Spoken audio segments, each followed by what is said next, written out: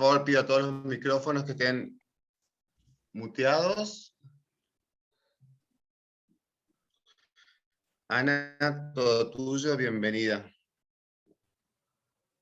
Uy, me esperan un segundito. Sí, ahí vamos alargando el tiempo. Me permita que la compu comparte.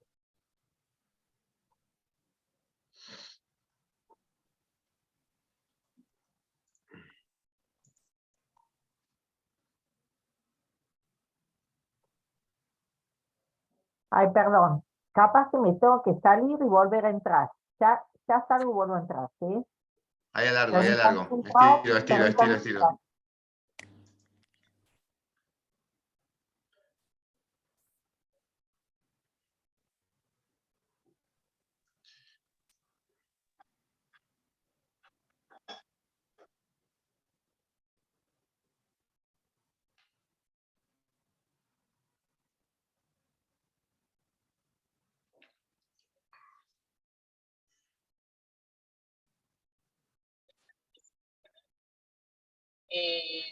Por ahí se pueden generar.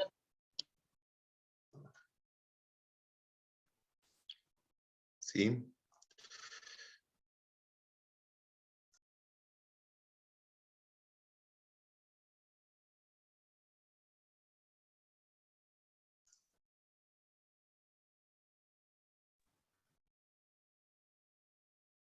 Ahora sí. Me avisan cuando vean mi pantalla. Cuando quieras. A ver, ahora no. ¿La ven? Sí, la ¿La ven? vemos, Anita. Sí. ¿Sí? Sí se ve. Bueno. ¿Vos no la ves, Aníbal? Perfecto. Sí, perfecto. Bueno. Bueno, le puse de título, este título medio raro, la terapia del asma en las diferentes realidades, porque un poquito los quería hacer pensar un poco a esta hora de la noche o de la tarde, de un día jueves, quería que pensemos un poquito con respecto al asma. Estos son mis conflictos de interés y vamos a comenzar así. Siempre pensamos que tenemos se dice que tenemos algún otro yo en otro universo paralelo, ¿verdad? Que tal vez existe alguien diferente, pero que es al mismo tiempo nosotros. Entonces yo les voy a presentar este caso que se llama, la paciente se llama María Elena. Pero María Elena la vamos a desdoblar en dos pacientes, en María y en Elena. ¿Por qué? Porque María y Elena viven, son la misma paciente, pero que viven en dos universos diferentes. Entonces vamos a ir viendo al mismo tiempo, como tenemos en estos momentos que tenemos que pensar dos, tres cosas al mismo tiempo, vamos a pensar dos pacientes diferentes, pero al mismo tiempo. Entonces, ¿cómo nos comportamos con este tipo de pacientes? María y Elena tienen las dos 45 años. Pero María empezó su asma en la infancia, en cambio Elena empezó su asma en la edad adulta, a partir de los 22 años. Y María tiene como comorbilidad rinitis, nada más. En cambio Elena tiene una rinosinusitis crónica con poliposis nasal. ¿Es importante esto que tenga una rinosinusitis crónica con poliposis nasal? Sí. Tenemos que aguzar los sentidos cuando tenemos un asma con poliposis nasal. ¿Por qué? Porque tiene una comorbilidad asociada a su inflamación tipo 2. Acuérdense que las comorbilidades asociadas a inflamación tipo 2 pueden ser las rinosinusitis crónicas con o sin poliposis nasal, las esofagitis eosinofílicas, las dermatitis atópicas, el asma asociada con la hipersensibilidad por aspirina. Es decir, que hay otras enfermedades asociadas al asma que sean con inflamación tipo 2. Pero ¿por qué es importante que tenga poliposis nasal? Porque cuando un paciente asmático tiene poliposis nasal, tenemos que aguzar los sentidos porque va a ser un paciente más grave, que va a tener peor función pulmonar, que va a tener más riesgo de tener exacerbaciones por asma, tiene una peor calidad de vida, usa más corticoides sistémicos, ya sea en pulsos o vía oral o diarios, y tiene una mayor severidad del asma. Por eso es importante cuando sospechamos un paciente que nos dice que tiene pérdida del olfato, que no huele, que tiene anosmia o que tiene hiposmia, mandarlo al otorrino para que revise si tiene poliposis nasal. Lo mismo con todo paciente que tenga una rinosinusitis crónica, tenemos que estudiarle que no tenga poliposis nasal. Después vamos avanzando en el estudio de estas dos pacientes y nos damos con que María, que empezó en la infancia, no tiene exacerbaciones. El último año no tuvo ninguna exacerbación, pero fíjense el ACQ5 de María, 4. Es decir, tiene muy mal control del asma porque es una paciente muy sintomática. Y cuando vamos a ver los biomarcadores, tiene eosinófilos de 120, prácticamente dentro de la normalidad, una IG de 75, un feno de 22. Cuando vamos a ver a Elena, Elena tuvo 4 exacerbaciones en el último año, tiene mal control del asma porque tiene 2.5 de la CQ5, acuérdense que el límite de corte para decir que tiene mal control es 1.5, y fíjense los biomarcadores de Elena. Tiene eosinófilos 830 de eosinófilos, una IG baja de 32 y un feno de 40. ¿Por qué tenemos que fijarnos bien acá, también prender las alarmas cuando tiene tantos eosinófilos? Porque está demostrado que los pacientes que tienen a mayor cantidad de eosinófilos en el asma grave van a tener más exacerbaciones y más exacerbaciones severas. Son pacientes más exacerbadores y tienen peor control del asma.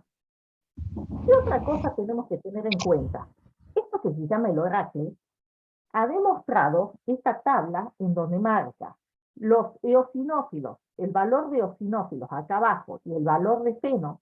Cuanto más feno tenga el paciente y cuanto más eosinófilos, va a tener mucho más riesgo de tener ataques de asma o exacerbaciones. Es decir, un paciente tipo 2, con altos eosinófilos y alto feno, tenemos que esperar que ese paciente sea más exacerbado.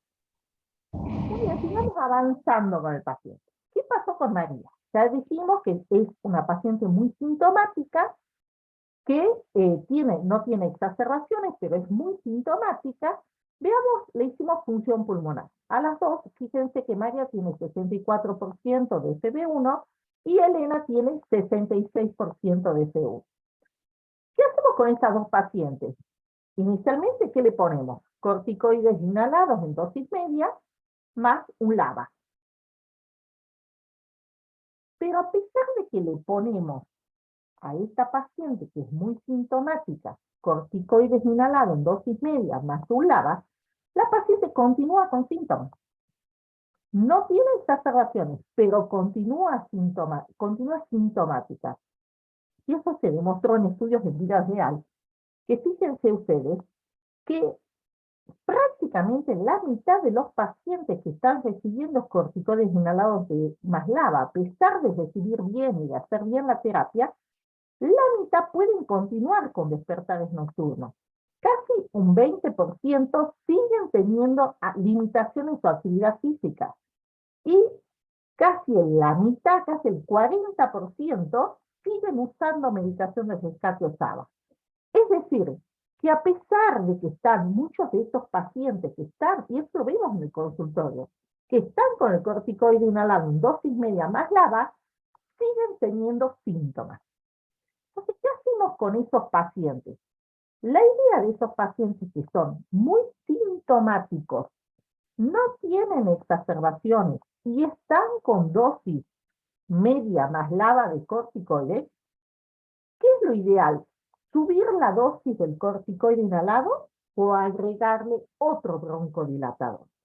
Y eso nos demostró el estudio Captain. El estudio Captain lo que nos demostró es que estos pacientes, lo ideal es agregarle un LAMA. Cuando le agregamos un LAMA a este tipo de pacientes, vemos que tienen una mejoría de los síntomas. Y no solamente tienen mejoría de los síntomas, sino que ese efecto de agregar un LAMA, es decir, otro broncodilatador como triple terapia, les mejora la función pulmonar, independientemente del tipo o fenotipo, es decir, independientemente de que tengan eosinófilos o fenos altos o bajos. Entonces, ¿cuál es la conclusión de esta paciente? Si ustedes tienen un paciente con corticoides inhalados más LABA que está sintomático, pero no es exacerbador, no le aumenten el corticoide inhalado, sino que agreguen un LAMA y es más probable que el paciente controle los síntomas. Veamos ahora qué pasó con Elena. A Elena, ¿qué pasó? ¿Qué hicimos con Elena? Elena tenía dosis media más LABA, pero seguía exacerbando. Entonces, ¿qué hicimos? Le aumentamos el corticoide inhalado. ¿Por qué le aumentamos el corticoide inhalado de inicio y no le pusimos un LAMA? Porque se demostró que aquellos pacientes que son más eosinofílicos o que tengan un FeNO alto, es decir, tengan una enfermedad tipo 2 más alta, son pacientes más exacerbadores. Y se ha demostrado que el efecto de aumentar el corticoide inhalado en estos pacientes es mejor agregarles un LAMA. Es decir, que van a disminuir las exacerbaciones si yo les aumento el corticoide inhalado.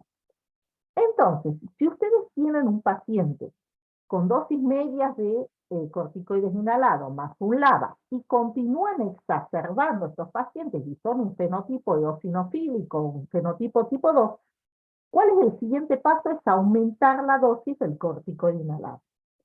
Muy bien, pero ¿qué pasó con Elena? A lo largo del tiempo, si bien le aumentamos la dosis del corticoide inhalado, la paciente siguió exacerbando. Entonces, ¿qué se hizo? Se agregó LAMA. ¿Qué hizo la paciente después? La paciente seguía con exacerbaciones. Se le empezó a dar corticoides sistémicos. Hasta que llegó un punto de que usaba corticoides 10 miligramos día, por lo menos 4 meses previos. Es decir, que ya estamos ante otro tipo de pacientes. Acá ya pasó a ser una paciente con asma grave y un asma grave no controlada, a pesar de que está con dosis altas de corticoides inhalados, que está con un LAMA y que está con un LABA, es decir, que está con triple terapia. ¿Cuál es el paso siguiente en este tipo de pacientes? Ya pensar en fenotipificarlo y pensar en darle un biológico. En este caso se pensó en el mepolizumab porque se consideró que esta paciente tenía un asma grave, no controlada, tipo 2 eosinofílico.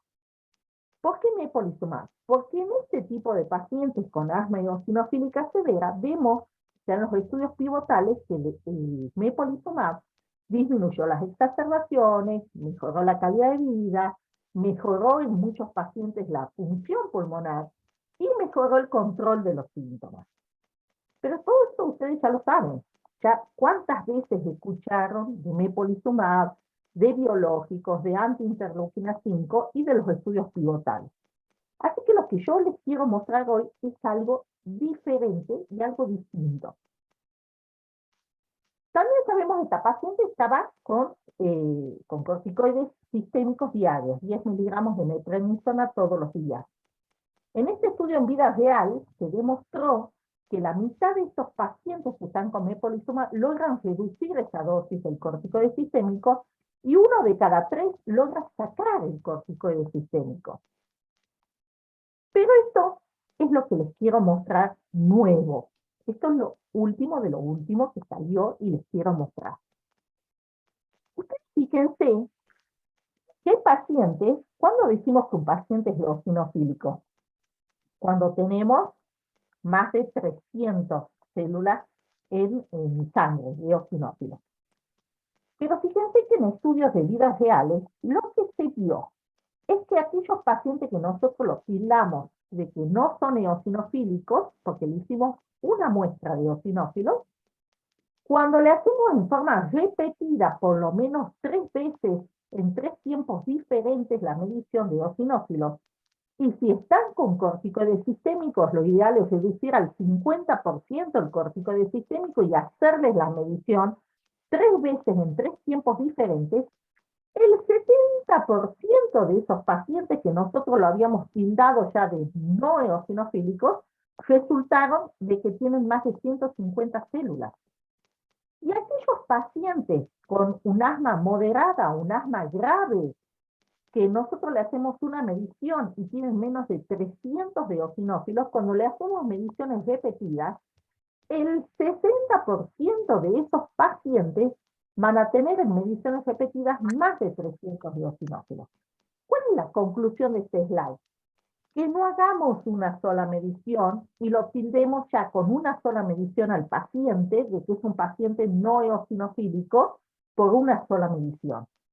Al paciente hay que hacerle o 3 mediciones o más, o lo que yo hago en la práctica diaria, estos pacientes pedirles hemogramas previos o históricos al paciente, en especial en aquellos pacientes que están con corticoides vía oral.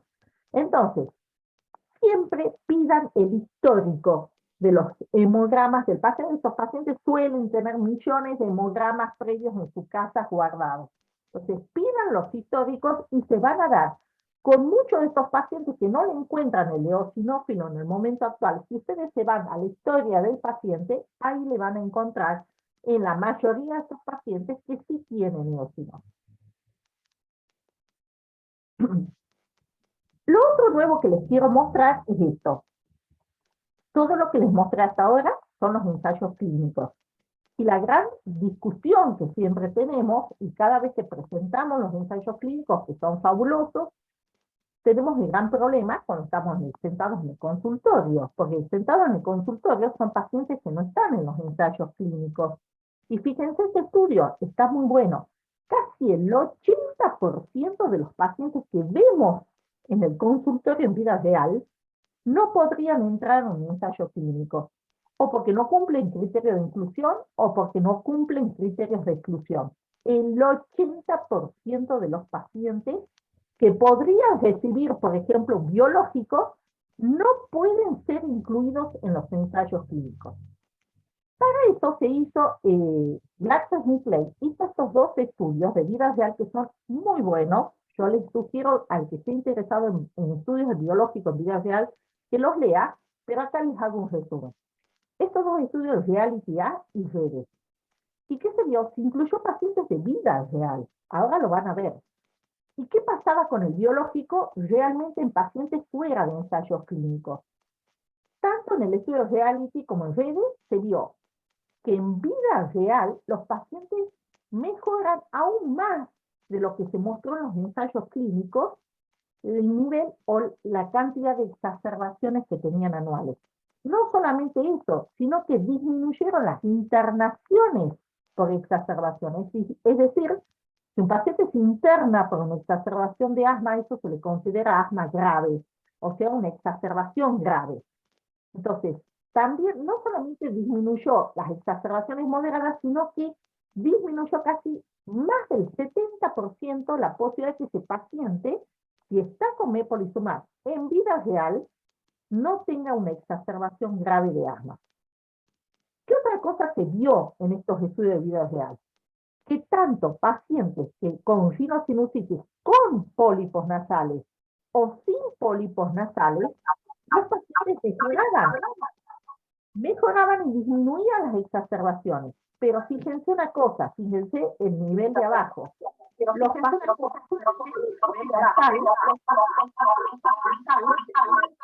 me parece que Marisa Uribe es la que tiene prendido el micrófono.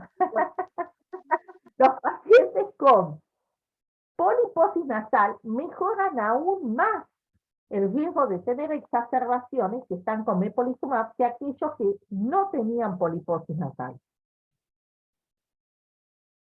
Y esta es la gran disquisición que a veces teníamos y la gran pregunta que antes no nos sabía responder nadie.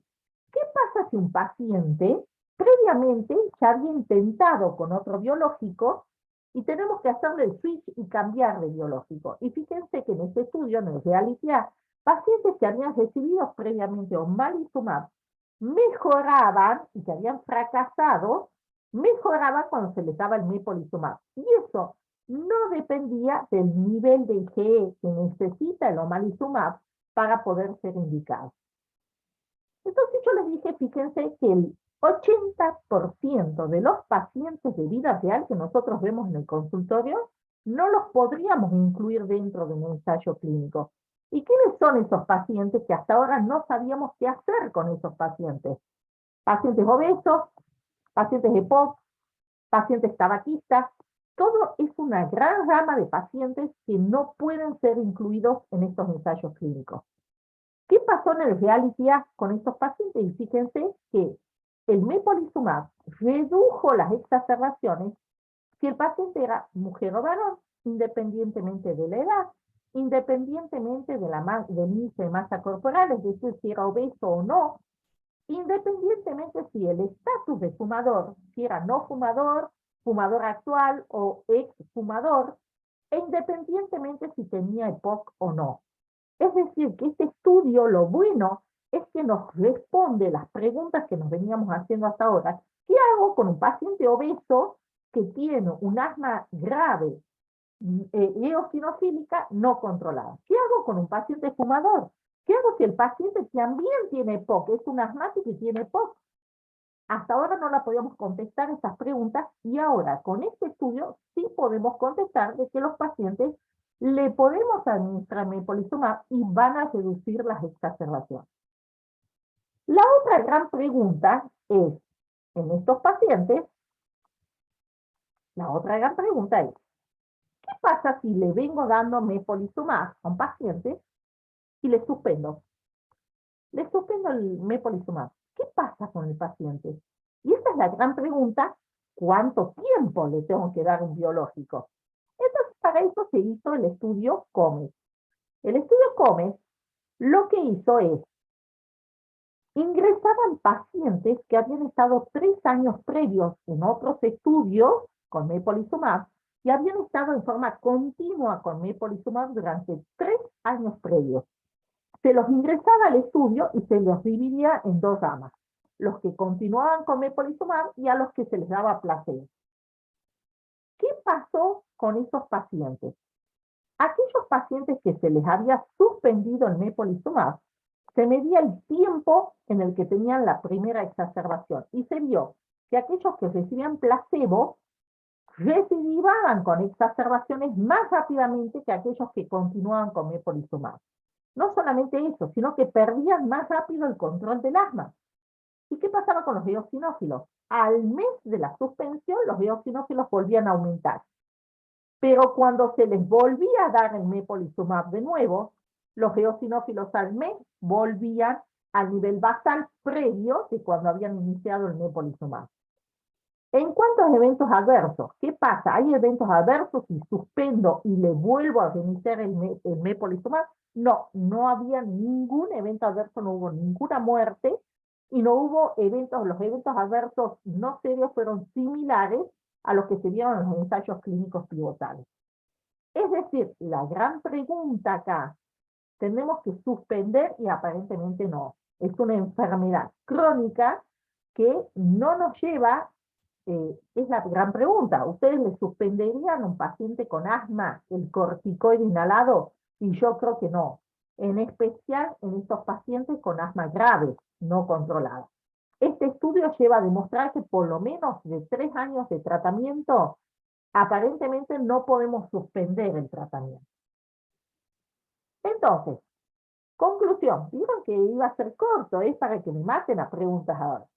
Conclusión, para que pensemos, paciente con corticoides inhalado más LABA, que continúa sintomático, sin exacerbaciones, la idea es agregarle el LAMA, es decir, podemos darle triple terapia. Paciente que es muy exacerbador, que está con muchas exacerbaciones y está con corticoides en dosis media más LABA, la idea es subir la dosis del corticoide inhalado. Ahora, si ese paciente se transforma en un asma grave, no controlada, eosinofílica, sigue exacerbando, la opción es darle un biológico y si es asma grave no eosinofílico, asma grave no controlado eosinofílico, el biológico indicado puede ser mepolizumab. Muchas gracias. Como me dijeron, tenés 30 minutos en total, yo lo hice acaba el cortito hechizo. para que me hagan todas las preguntas. Muy bien, muy bien, Muy Anita, bien. muy bien. Muy bien.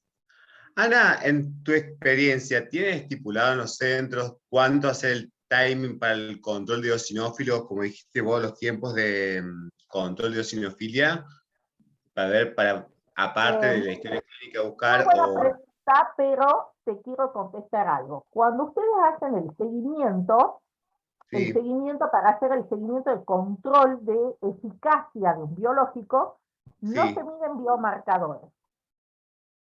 Lo que se mide para el seguimiento y el inicio del paciente, se mide ACQ o sí, ACT, es decir, control de síntomas rinosinusales y poliposis, se miden las exacerbaciones, se mide espirometría, función pulmonar, se mide uso de corticoides o pulsos sí, de sí, corticoides, corticoide. y, es todo lo que se mide como seguimiento del paciente. Sí, Entonces, ustedes esas 5 cosas las tienen que medir. De inicio, si pudiesen medir feno, sería lo ideal, pero no hay feno en todos lados. Pero si no, estas 5 cosas que nombré se mide de inicio, antes de ponerle el biológico, y se los mide. En el caso de omalizumab, se considera los 4 meses de seguimiento, y en el resto hay que medir en realidad se mide cada 6 meses. Lo ideal es medir cada 6 meses para evaluar si esos 5 parámetros tuvieron mejoría. Ahora, ustedes me van a decir, bueno, ¿cómo sé si mejoró o no? No todos los pacientes tienen una mejoría que se llaman superrespondedores. Los superrespondedores son aquellos que tienen en cero todos esos parámetros, o sea que mejoran espectacularmente bien. La gran mayoría de esos son el 14-15% de los pacientes. La gran mayoría de los pacientes son parcialmente respondedores, van a responder tal vez algunas cosas y otras no. Entonces, ¿cómo tengo que hacer el seguimiento? Yo tengo que tener esos 5 parámetros de entrada. Y yo tengo que saber qué es lo que le quiero mejorar a ese paciente. Por ejemplo, es un paciente muy exacerbador, ¿sí? Es un paciente que está con corticoides sistémicos. Entonces, yo lo que quiero medir de esos 5 parámetros no es tanto que me mejore la función pulmonar, o tal vez va a tener una mejoría de síntomas, pero no es como les mostré a la paciente esa, no es tan sintomática. Yo en esta paciente lo que quiero es mejorarle las exacerbaciones y bajar el corticoide sistémico. Entonces, esos dos van a ser mis parámetros base para hacerle el seguimiento al paciente. Tal vez tenga otro paciente en que yo quiera mejorar la función pulmonar, o quiera mejorar el control de síntomas, o quiera mejorar la poliposis nasal. Y no es tan exacerbador. Entonces, tal vez va a tener una exacerbación el año previo, no usa corticoides sistémicos, pero mi parámetro inicial es mejorarle la poliposis, la rhinosinusitis, ¿sí? El control de síntomas. ¿Se entiende lo que digo? O sea, yo tengo que tener esos parámetros de base inicialmente y saber qué es lo que le quiero mejorar a ese paciente en particular. Porque si yo pretendo mejorar las 5 cosas y que el paciente esté espectacularmente bien, voy a no, no vas decir a a los poder. 6 meses, no respondió al biológico. Y no es así. Y el eosinófilo es un buen parámetro de predictor de respuesta. ¿Qué significa esto? En el caso de mepolizumab, en el caso de bermalizumab, de los antiinterleuquinas 5, ¿por qué es muy importante medir el nivel de eosinófilos? Porque cuanto más eosinófilos tenga ese paciente, yo voy a saber que va a andar mejor con una antiinterleuquina 5. Pero no es parámetro de seguimiento.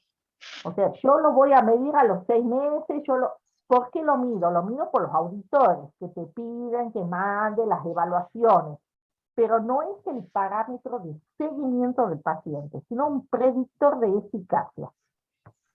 No sé si respondí tu pregunta. Sí, en fin de cuentas lo que buscamos siempre con la terapia o el tratamiento de estos pacientes que no tienen control es mejorar la calidad de vida. Muy bien, claro. Y vos Entonces, sabés que digamos, en los ensayos clínicos, si bien tenemos los parámetros de mejoría de calidad de vida, es algo que todavía no lo tenemos instituidos en la práctica diaria, ¿no? Yo no sé cuántos de ustedes le hacen un cuestionario de calidad de vida a los pacientes. Realmente somos pocos, o sea, somos los que hacemos ensayos clínicos, los que hacemos en los ensayos clínicos, les medimos parámetros de calidad de vida. Justo está Marisa ahí, que se habló en intersticio también, la importancia de empezar a medir la calidad de vida de los pacientes, ¿no? Nosotros un poquito lo medimos cuando medimos el ACQ5, que le preguntamos un poco sobre limitación en la actividad física, pero nada más.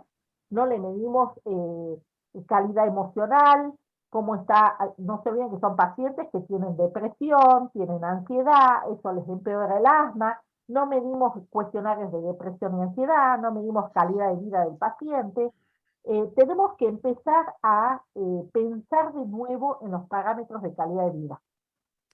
Yo les cuento algo, hace muchos años, en el primer congreso que hubo en Córdoba, cuando Anita López era la presidenta de la AMR, nosotros presentamos un estudio con muchos pacientes en donde le medíamos AQLQ, que es el cuestionario de calidad de vida en asma, y le medíamos FB1, ¿sí? Entonces, veíamos que no tenían correlación. No tenía correlación la espirometría, que nosotros le decimos, ay, pero usted está bárbaro. Sí, pero yo me siento mal, te dice el paciente. Y esa es la realidad, ¿sí? O sea, nosotros estamos... o sea, nosotros le decimos al paciente, usted está bárbaro por la función pulmonar, por el seno, por los bocinos, pero el paciente se siente mal y su calidad de vida es mala. Entonces tenemos que empezar a hablar de nuevo de los cuestionarios de calidad de vida. No sé por qué no pueden ser... Ahí está. Ahí te vemos, eso te iba a decir. Juan Pablo quería decir algo también, creo. Yo quería hacer una pregunta. Sí. ¿Sí? Sí. ¿Qué cuestionario elegís, Anita? Buenas tardes. ¿Qué cuestionario nos aconsejas? Se apareció la voz. Mira, los que usamos en asma en los ensayos clínicos, y el único que está validado para asma es el AQLQ. Hay otros cuestionarios en donde medimos el EQ5E, hay otros cuestionarios que miden, por ejemplo, productividad, si ha faltado a la escuela, si ha faltado al trabajo, los días de falta. Eso es un cuestionario más de productividad que de calidad de vida. Pero el verdadero cuestionario de calidad de vida que está validado, que es bueno, no es tan extenso como el St. George, no es tan largo para valorar, es el AQLQ. Para mí es el que más me gusta como calidad de vida. Después tiene las escalas analógicas visuales, de disnea, y también había, en un momento cuando empezamos los estudios de biológicos, un cuestionario de depresión y de intentos de suicidio, que lo hacíamos hasta que se vio que no, el biológico no es que empeora esto y ya lo dejamos de hacer. Pero son cuestionarios válidos, esos cuestionarios de depresión, porque estos pacientes tienen mucha cuestión de ansiedad y depresión, igual que el EPOC, igual que el de la fibrosis pulmonar. Así que los tenemos a los cuestionarios, si ustedes quieren después me avisan y los pasamos. ¿Sí? ¿Juan? Una pregunta. Sí. Para, ahí está Juan Pablo, para. Bueno. No, lo mío era un comentario. Después sigue usted. En algún momento se hablaba de los biológicos. Había algunas personas que tenían experiencia suspendiéndolo a los 2 o 3 años. Y yo el año pasado, antes del año pasado, no me acuerdo qué fue, agarré un par de pacientes con mepolizumab, que ya tenían 2 o 3 años de estabilidad clínica, sin corticoides, que estaban bien, que no habían tenido exacerbaciones. Y digo, bueno, mi problema era si se lo suspendía, después el trámite de ingreso a través de la obra social era complicado. Entonces se lo agarré y se lo pasé a mes de por medio, a ver qué pasaba. Todos lo tuve que volver a poner todos los meses, al mepolizumab en este caso eran. Sí, porque el único que está indicado de ponerlo así, hacer 3 meses, una vez por mes, y después cada 8 semanas, es el benzralizumab. Pero eso porque ya está estipulado por ensayos clínicos, pero todos los demás hay que aplicarlos en las dosis que están indicadas. No. Es que lo mío era una previa para ver si lo suspendía. ¿Te das cuenta? Era una previa porque estaba entre suspenderlo y para no sacarlo de la obra social totalmente, hizo una previa para ver si se lo suspendía, en prolongárselo y no. Mira, la experiencia que tenemos en los ensayos clínicos, nosotros hicimos los ensayos de todos los biológicos que existen y los que se vienen, La experiencia que tenemos es que en realidad tienen como un efecto de depósito, le digamos, que es en realidad la vida media del biológico, entre 2 meses a 6 meses. Pero he visto casos de pacientes que el efecto ese de depósito, de no usar más corticoides sistémicos, es más, teníamos pacientes que habían suspendido los corticoides inhalados, se sentían tan bien que no usaban corticoides inhalados. Pero ese efecto los pacientes empezaban a empeorar entre los 2 meses y el año. La media, 6 meses. ¿Qué es la vida media del biológico? La vida media de un biológico son entre 5 a 6 meses.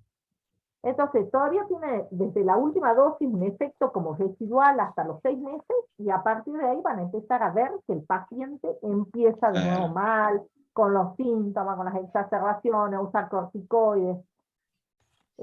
Son 6 meses, por eso yo digo, la evaluación tiene que ser cada 6 meses.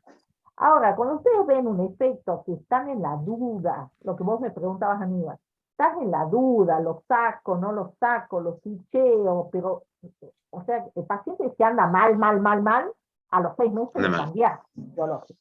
Ahora, si anda más o menos, que no sabes, lo ideal es dejarlo un año.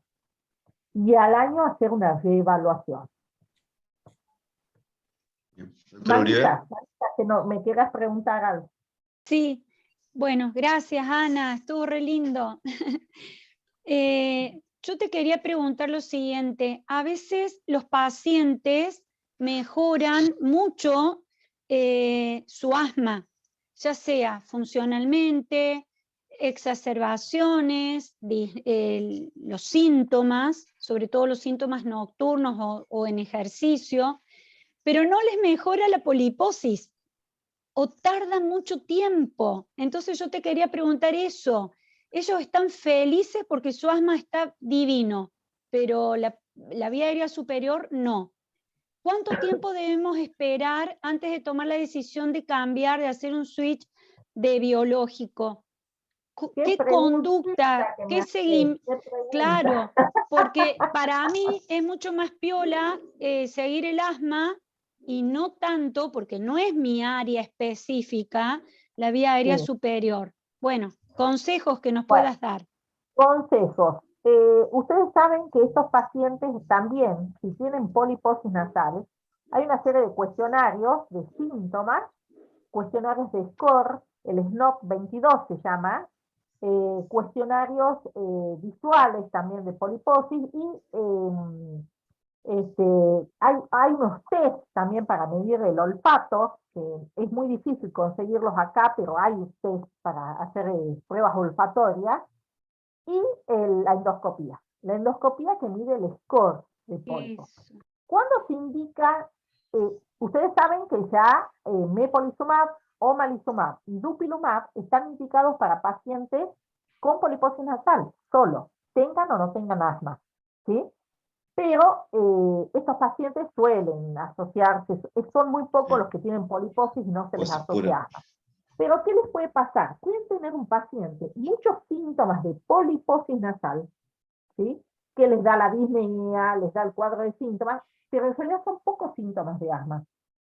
Y entonces muchas veces ustedes le ponen el biológico y mejora, claro, espectacularmente los síntomas de asma, pero no mejora tan rápido, como dice Marisa, la poliposis.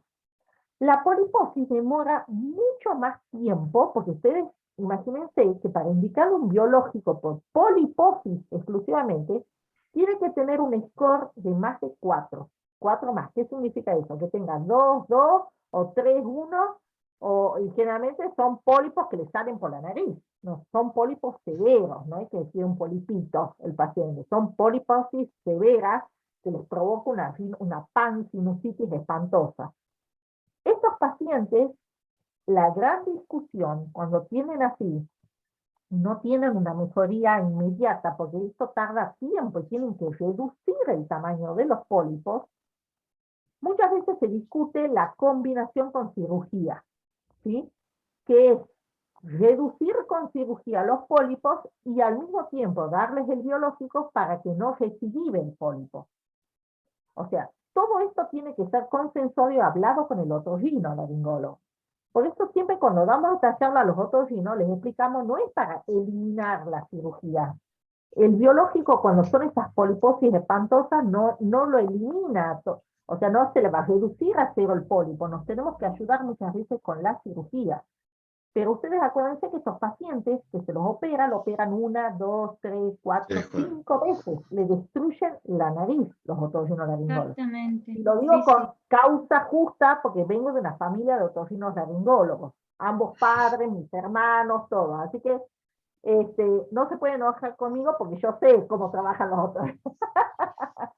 Pero no, la idea es esta, ¿no? Tratar de reducir, que es la primera vez que se va a operar, tratar de reducir, pero empezar a educar a los otorrinos, que son pacientes que van a necesitar un biológico, que no los pueden operar 4 o 5 veces estos pacientes. Los mismos otorrinos hoy en día, ya llega el paciente en la tercera cirugía y no los quieren operar, porque saben que le van a destruir la nariz. No los quieren operar, entonces tenemos que empezar a educar a los otorrinolaringólogos. Está bien. Y lo otro que te quería preguntar, no sé si Aníbal me autoriza. No. No, porque puede haber otro. Vos sabés que sinceramente me hace un poco de ruido esto de que uno le agregue un antimuscarínico a un asmático en lugar de elevar el corticoide inhalado, porque yo siempre creo que los síntomas son expresión de una inflamación no controlada. Entonces, me parece como muy superficial como médica decir, le trato el síntoma y no la causa de eso. No es así. A ver, ¿qué es lo que, por qué se plantea agregar otro broncodilatador en ese tipo de pacientes? Yo les el no exacerbador. Ese tipo de pacientes. No nos olvidemos que el asma tiene 2 componentes, el componente inflamatorio y algo que nos olvidamos a raíz de los biológicos, el broncoespasmo.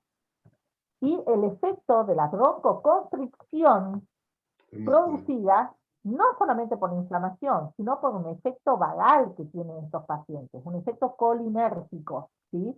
Nos olvidamos que el asmático también tiene un efecto colinérgico que le provoca broncoconstricción. Y la broncoconstricción en el asma se da no solamente por la inflamación. Se piensa que hay una inflamación muscular, una miositis muscular. No solamente por eosinófilos, sino también por mastocitos. Se piensa también que algunos pacientes pueden tener lo que se llama disinapsis muscular. Otros pacientes pueden tener alteración en la contractilidad muscular, por eso son esos pacientes que se obstruyen rápidamente, ¿sí?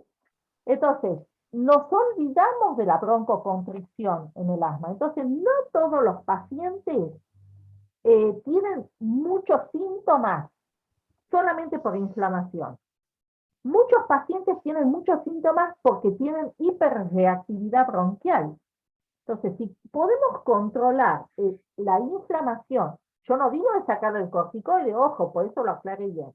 Si podemos controlar la inflamación con una dosis media de corticoide y no ir subiendo hasta dosis exorbitantes del corticoide inhalado, y pudiésemos controlar en este tipo de pacientes no eosinofílicos, no exacerbadores, es decir, que no tienen mucha inflamación de la vía aérea, pero sí mucha hiperreactividad. Con otro broncodilatador sería lo ideal. Ahora, si vos este paciente ves que le agregaste la triple terapia y está con dosis media y te exacerba, o es un paciente que continúa con síntomas, por supuesto que lo vas a llevar a dosis máximas de corticoides inhalados. Pero la idea es que tratemos de poder identificar a los pacientes. No todos los pacientes se merecen que subamos el corticoide, no todos los pacientes se merecen que les dé dosis alta de corticoide sistémico, sino que hay pacientes que se merecen que son muy hiperreactivos. Entonces se merecen tal vez una triple terapia, ¿sí? O agregar el LAMA. Pero otros no, otros sí tenés que darle un paciente eosinofílico, un paciente muy exacerbador. Y es más, esos pacientes yo le puse, en el caso porque siempre intentamos darle triple terapia antes de llegar al biológico. Pero está discutido eso, está discutido, vos lo tenés que esperar. ¿Cuánto tiempo con un lama hasta decir, bueno, no, este se merece un biológico? Y les quiero aclarar una cosa, las guías nuevas, tanto Gina como Gema, como todas las guías que conocen de asma, hoy en día en el último paso 5 de Gina, 6 de Gema, antes de ponerle corticoterapia sistémica, hay que ponerle un biológico al paciente. Se deja después la corticoterapia sistémica, no como estamos haciendo nosotros antes. Y si no anda con el corticoide bioral, recién lo pasamos a ver. No, no, no, no. El biológico se pone antes de que el paciente llegue al corticoide sistémico. Porque los eventos adversos a corto y largo plazo, no solamente de darle todos los días el corticoide, sino de darle 3 pulsos de corticoides en el último año, ya el paciente tiene eventos adversos a largo plazo. 3 pulsos de corticoides. ¿Y así cuántos que, que lo ahora tienen? vamos, hace poco hemos publicado en la revista de la SAM todo sobre el uso en la Argentina de la corticoterapia sistémica. Les aconsejo, después yo se los paso, que lo lean y se les ponen los pelos de punta. Así que vamos a empezar toda una campaña de concientización sobre el uso del corticoide sistémico. ¿Quiénes creen que son de las está discriminado por especialidad y todo? La especialidad que más usa corticoides sistémicos. A ver, ustedes díganme. Traumato. No. Reumato, piel. No. Neuro. Los reumatólogos son los Pediatría. Pediatría. Otorrinolaringología. Y pediatría. Otorrinolaringología. ¿Saben quiénes siguen después? Los odontólogos. ¿Saben quiénes siguen después? Los pediatras. Bien. No, es terrible y tenemos que empezar a tratar el tema, sin llegar a la corticofobia, ¿no? Para no irnos para el otro lado, pero sí estamos evaluando cómo vamos a transmitir esta información, porque es realmente espeluznante. El dato es súper importante, Anita, pero obviamente no tenemos, o sea, no podemos sortear el tema de la accesibilidad a los medicamentos y Totalmente. la rapidez, o sea, esa es una realidad que claramente, desafortunadamente hay que tenerla en De cuenta. a poquito a poquito tenemos que ir empezando, pero si no lo hablamos y no lo decimos y no educamos, tampoco vamos a poder acceder. Sí, claro. Ana, una pregunta. En una oportunidad fuimos a un preceptorship de asma severo en el italiano y me dijeron de la continuidad de la vía aérea desde la nariz hasta el pulmón y de la utilidad o no, no sé, en tu experiencia, de la biopsia de pólipos nasales cuando estos pacientes con eosinofilia, difícil control. No sé si en tu familia de otorrinolaringólogos No, pero eso es una hubo pelea. o lo escuchaste o lo viste, digamos. Sí, en realidad sí.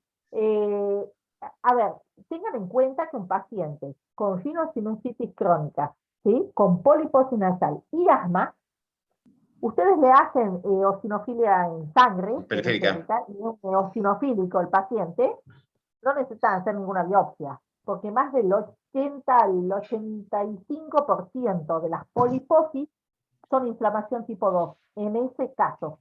O sea que la mayoría de las poliposis nasales en esos casos son por inflamación tipo A ver, 2. eosinofila pura. Ahora, si vos tenés un paciente que tiene solamente poliposis nasal, no tiene asma, no tiene dermatitis atópica, no tiene, que son raros, ¿no? Sí. No tiene ninguna otra cosa, yo a ese paciente sí le haría. No tiene eosinofilia periférica, sí le haría. Sí le haría, porque antes de indicarle una antiinterleuquina 5 o una omalizumab, yo tengo que descartar que realmente sea eosinofílico, esa poliposis. Pero en ese caso puntual le haría, porque si no, no le encuentro sentido. Es parte de un... Bueno, tendría que decirnos, Anita, ¿cuántos de su familia encabezan la lista de indicación de corticoides sistémicos? Todos. Ustedes saben cuando, yo les cuento una anécdota, ¿no?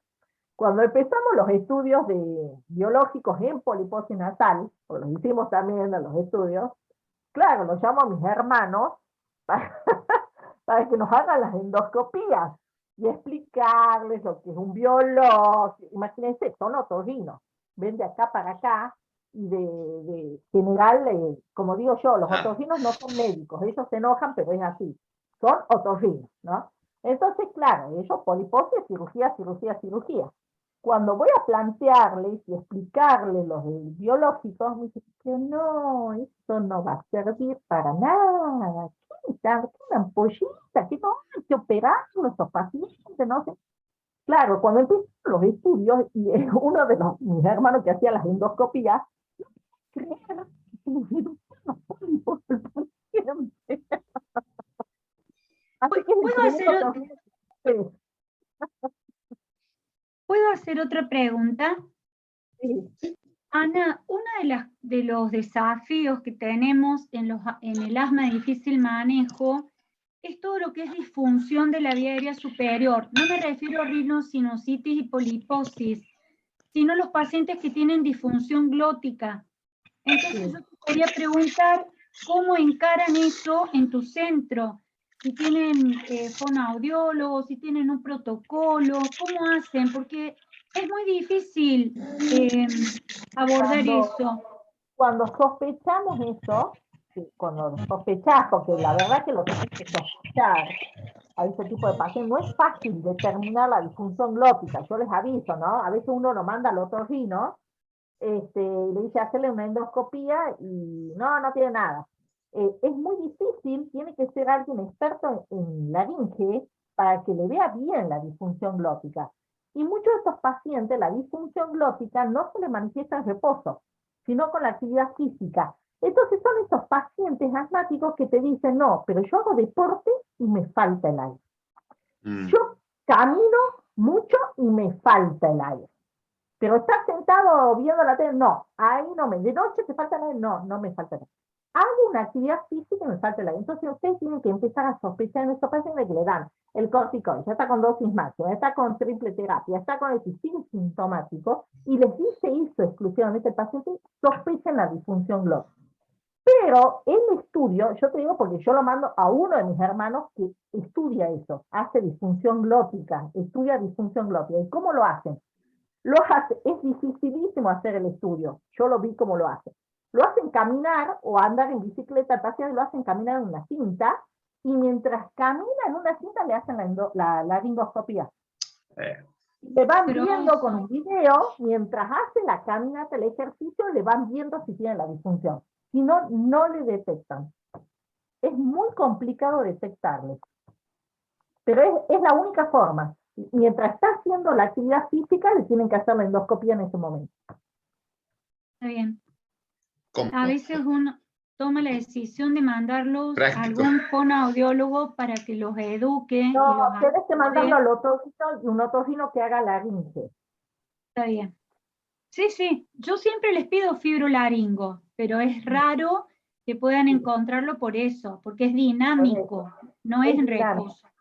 Exactamente, es dinámico, sí. Bueno, Gracias, de algo me sirve tener hermanos otorrinos, ¿ves? Perfecto, no sé si hay alguna pregunta más. La doctora Moyano la tenemos con disfonía, todo, completo, todo.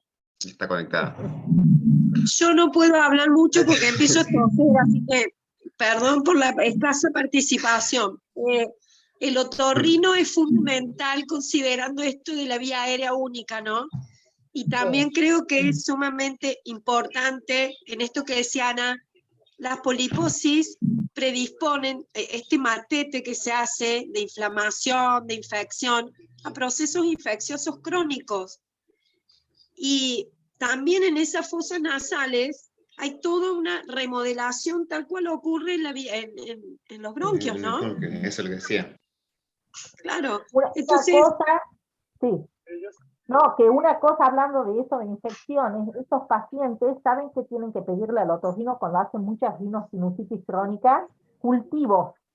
Claro. Porque muchos de ellos Iba a tienen decir, y fundamental, porque los operan muchos y mandan anatomía patológica y no toman material para cultivo, y a veces hay ahí estáfilos, pseudomonas, cuando no hongos por los corticoides a repetición, por los antibióticos a repetición. Entonces, a veces estamos pensando en el biológico y en realidad lo que tiene un hongo ahí.